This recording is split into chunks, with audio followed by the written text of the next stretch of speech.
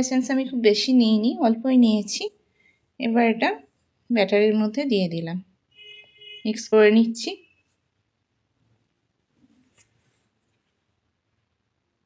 Vanilla essence আমার mix করা হয়ে গেছে।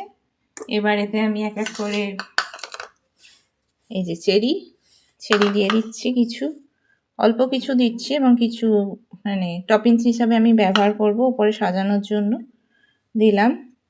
এবার মোরব্বা, এখানে আমি টুটি ফ্রুটি যেহেতু দিচ্ছি না, তো এইগুলোকেই আমি দিচ্ছি, দিয়ে দিলাম মোরব্বাও কিছু। আর এই যে কিশমিশ, সেই কিশমিশও আমি বেশ কিছুটা দিয়ে দিলাম, বাকি সব আর ওপরে দেবো। এবার মিক্সিংয়ের ব্যাপার। পাউডারের জন্য ব্যাটার রেডি করা হয়ে গেছে। এবার এটা আমি মোল্ডে ঢেলে দিয়েছি। এটাকে একটু ট্যাপ করে নিচ্ছি যাতে ভেতরের বাবুলগুলো বেরিয়ে যায় এবং সব দিকটা সমানভাবে ছড়িয়ে যায়। দেখতেই পাচ্ছ বাবুল বেরোচ্ছে একটা একটা করে, এইভাবে।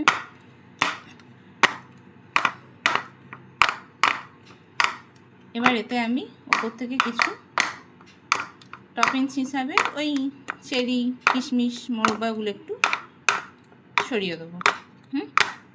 আমি একটু চেরি,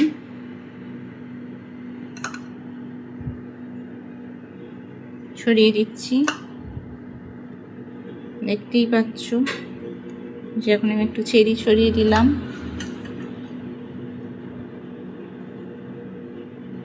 চেরিগুলো একটু যা যা আছে সব ছড়িয়ে দিচ্ছি একটু। এবার একটু মোরব্বাগুলো ছড়িয়ে দিলাম।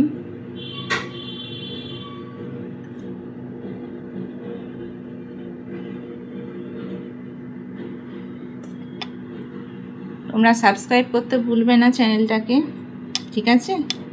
করবে কিন্তু। যদিও তোমরা কেকটা খেতে পাচ্ছ না, দেখতে তো পাচ্ছ, তাই সাবস্ক্রাইব করতে ভুলবে না। Subscribe must. বড়দিনের বড় আনন্দ, মন খুলে বড় মনে চ্যানেলটা সাবস্ক্রাইব করে দাও। ভিডিওটা ভালো লাগলে শেয়ারও করো আর লাইক করো, যা খুশি। জোর তো করতে পারছি না, অনুরোধ করছি, এটুকু করতেই পারো বন্ধুর জন্য। বন্ধু তো হওয়াই যায়। আমি এগুলো ছড়িয়ে দিলাম যা যা ছিল। এবার আমি প্রিহিট করছি, মাইক্রোওভেন প্রিহিট করতে দিয়ে দিয়েছি। তো মাইক্রোওভেনে এবার আমি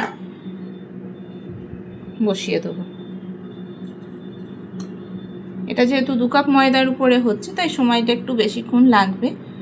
আমি মোটামুটি 50 মিনিট মতন দিচ্ছি, তারপর যদি সময় লাগে তাহলে আরও বেশি সময় মতন আমি দেব। এখন আমি একটু ট্যাপ করে নেবো ভালো করে। দেখতেই পাচ্ছ আমি ট্যাপ করছি।